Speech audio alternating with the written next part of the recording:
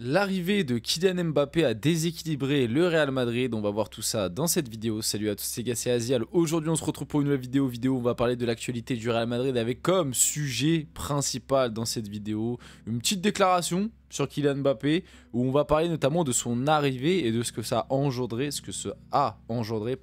sur le reste de l'équipe, sur la tactique du Real Madrid, sur même globalement la gestion d'ego du Real Madrid. On va voir que ça a chamboulé peut-être plus de choses que ce qu'on pense et tout simplement, malheureusement pour lui, et comme je l'avais de toute façon dit l'été dernier, Kylian Mbappé, je pense, est arrivé dans le pire moment possible par rapport au Real Madrid, puisqu'il arrive après une saison où le Real Madrid a remporté tous les trophées possibles et a fait seulement 2 défaites dans sa saison et sort une année assez exceptionnelle. Pas forcément en termes de jeu, mais en termes de résultats, une année assez exceptionnelle avec un Real Madrid qui était très fort, qui était vu comme très puissant en Europe. Tu te dis, un Real Madrid très puissant, tu ajoutes l'un des meilleurs joueurs sur les dernières saisons, ça va automatiquement marcher et ça va faire clic, quoi. Ça va être une dinguerie et le Real Madrid va marcher sur tout le monde et on se rend compte finalement que l'arrivée de Mbappé, même si c'est pas forcément de sa faute, et ça c'est quelque chose que je vais quand même expliquer parce qu'Mbappé, je lui envoie quelques bastos, mais pour le coup,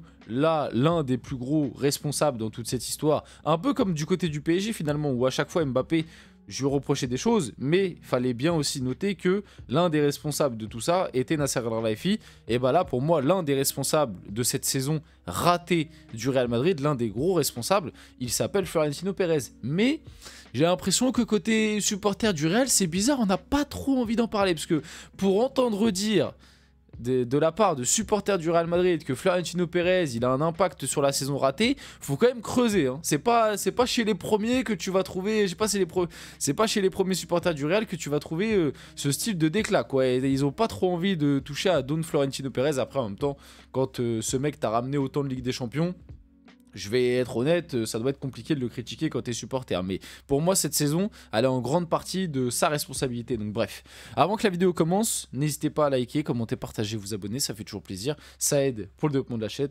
Comme d'habitude, je remercie bien évidemment tous ceux qui le font. Vous êtes les boss. Et puis nous, on va pouvoir y aller dès maintenant et parler du Real Madrid, d'Mbappé. Et il y a d'autres actus aussi. Ne vous inquiétez pas, on va essayer de voir un petit peu d'autres actus autour du Real.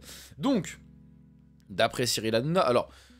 Je le notifie à chaque fois. Bon, déjà, le personnage de Cyril Hanouna, voilà, on connaît.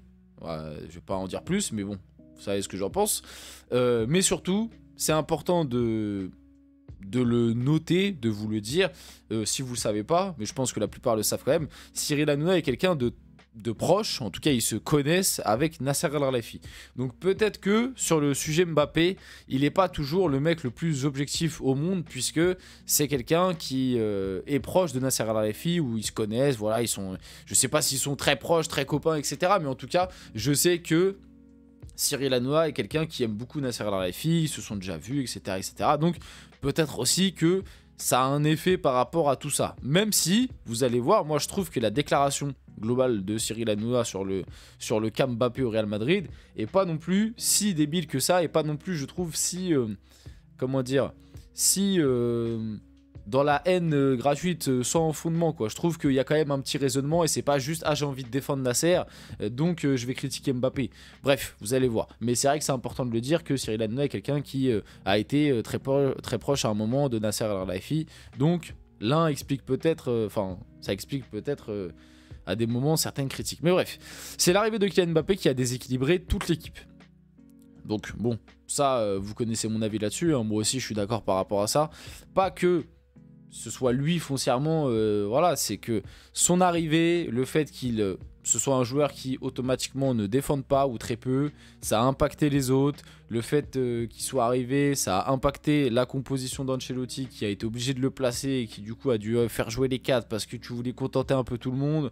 Le fait que aussi ce soit pas un vrai numéro 9, et on s'en est encore rendu compte cette saison qu'il peut jouer numéro 9, mais dans les gros matchs, dans les matchs importants On voit quand même ses limites dans ce rôle-là et que peut-être que si tu avais un vrai numéro 9 à des moments peut-être un peu plus de surface avec un jeu de tête, tu aurais pu mieux d'en sortir, surtout que le Real Madrid, comme j'ai toujours dit, c'est une équipe qui centre énormément, qui s'en remet beaucoup au centre, notamment dans les matchs de Ligue des Champions où à des moments il faut un peu pousser, ça n'hésite pas à envoyer beaucoup de ballons dans la surface et avec la présence de Kylian Mbappé, autant te dire que tu n'as pas marqué beaucoup de buts de la tête. Donc bref, tout ça fait que moi je suis d'accord pour dire qu'Mbappé, peut-être pas de son plein gré, c'est peut-être pas de sa faute, mais il a inconsciemment en tout cas déséquilibré complètement cette équipe.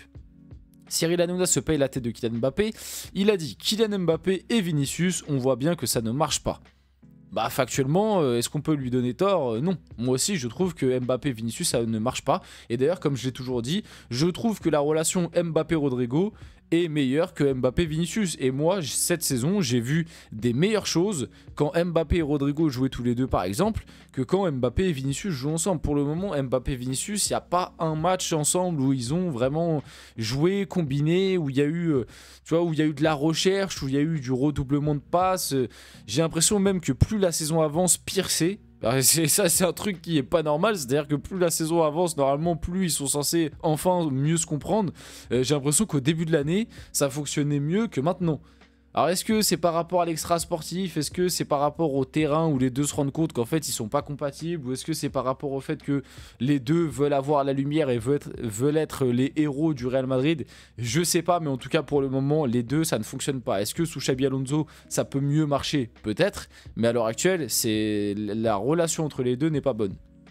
Ensuite, il a dit, si tu prends Mbappé, c'est que tu mises à fond sur lui. Tu dis à Vinicius de partir, il ne faut jamais faire les choses à moitié. Kylian Mbappé ne va pas avoir 50 saisons, il va avoir 27 ans en décembre, il va lui rester quoi au top?